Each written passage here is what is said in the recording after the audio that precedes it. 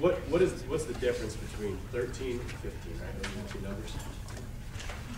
You gave about a 3-minute difference. What's the main crux? What's the difference? Specificity and acknowledging the event. Okay. So that's the additional thing that your bill does, is it acknowledges that specific event, right? And I also think it's a little more specific on how we're going to go about it. Proceed. Yes. Okay. And the goal of this is to? The ultimate goal, and both bills share that, is to pursue work with Husker Athletics and Fan Behavior Committee to make long-term sustainable changes. Okay. And then you said the diversity plan is there to educate, correct? The diversity plan that we had passed? That we currently have, that we passed, not these bills, the diversity plan. Is to educate? Is one of the goals of the diversity plan. It's one of the goals, yeah, absolutely. And it's not to reprimand, correct? No, absolutely not. Okay. Do you feel that your bill is more about deterrence or about, I can't think of the real term, but basically pointing the finger? I know what you're going to say, but do you think it effectively reaches that? I do. I think the clarifications, I think it effectively reaches not pointing the finger because of the clarifications that it says in there that these students were not provided reasonable expectations. They may have not, again, not wanting to attribute intent, sure, but like they may have not been aware of the circumstances. So it really, more than anything, points the blame, and I think both of those do that. Slightly at Husker Athletics. Blame is relative though, and we acknowledge that they might not have the foresight to know that this event was going to happen. So. Okay, and then I guess my last question is, I gotta make sure this is right, but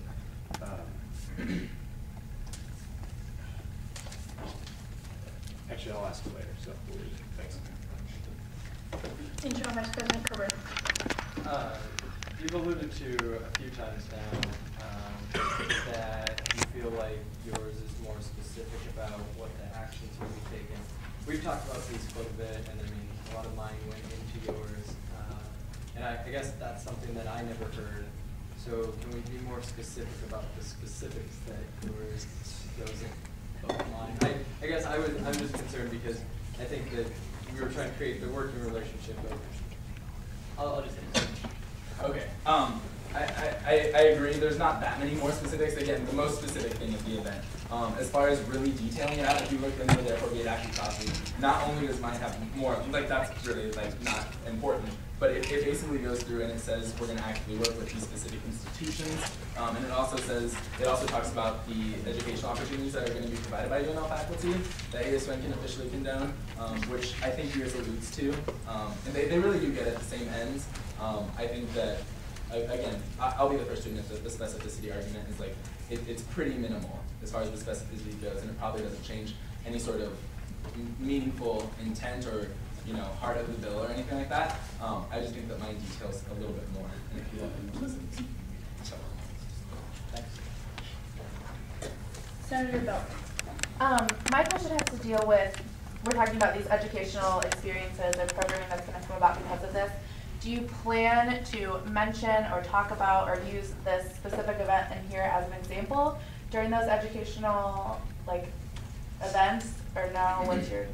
I can't speak on behalf of the UNL administration really on the forums, because I think that the way I put it to them is that DSDC will be willing to, if ASUN's okay with it, help them in any way we can. Right. As far as the specifics on what DSDC is going to do, it will include it. The kind of the specifics that it alludes to there, DSDC has been put in the diversity plan something that alluded to a sort of diversity training, which I don't really like the phrasing for it, diversity kind of 101, and it'll talk about major issues on campus as well.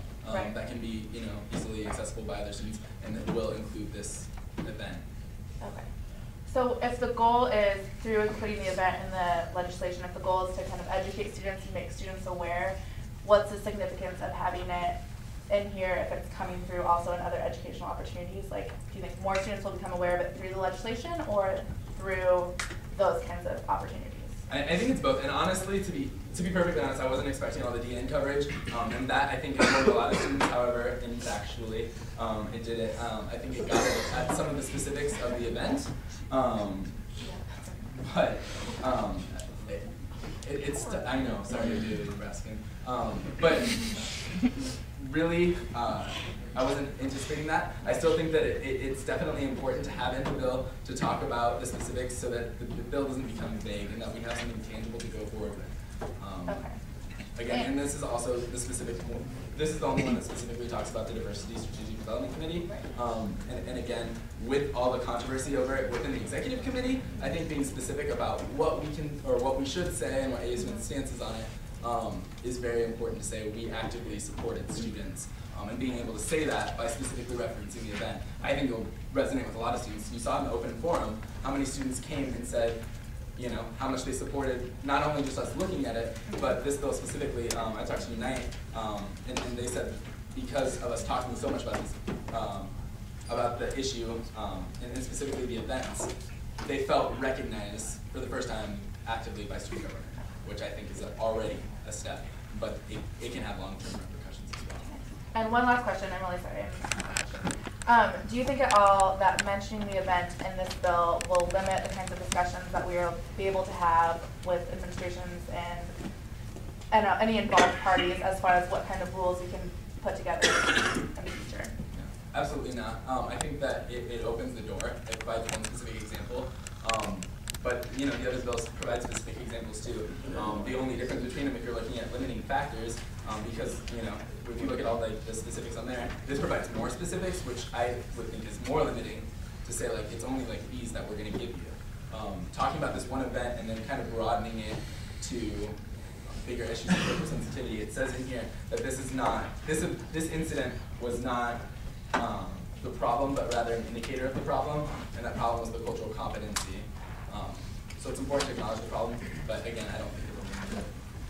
Thank you. Senator Anger?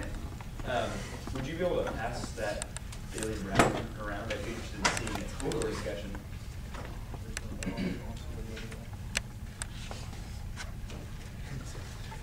Are there any further questions? Any further questions?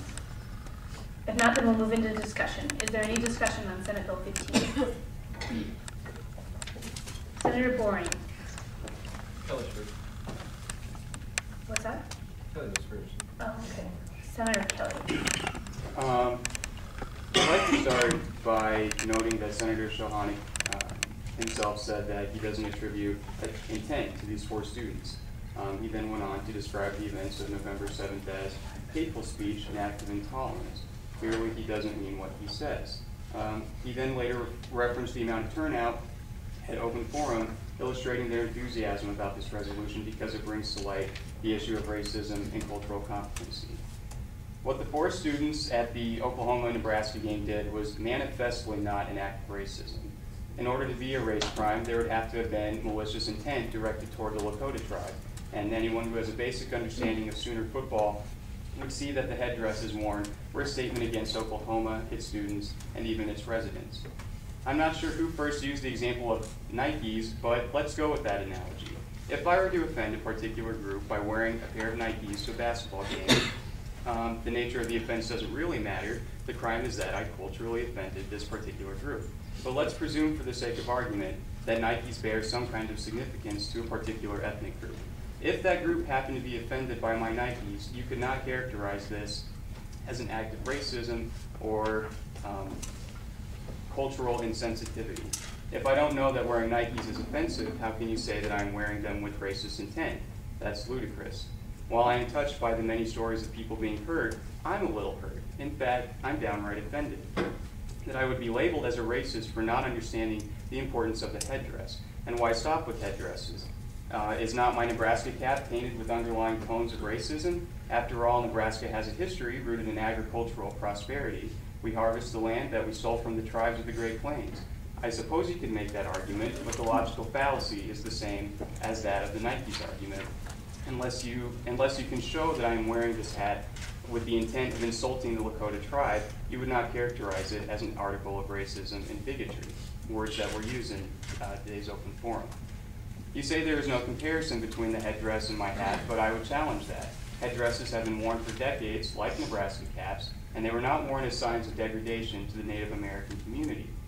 They are mostly worn by small children who think Indians of the pioneer days are pretty cool.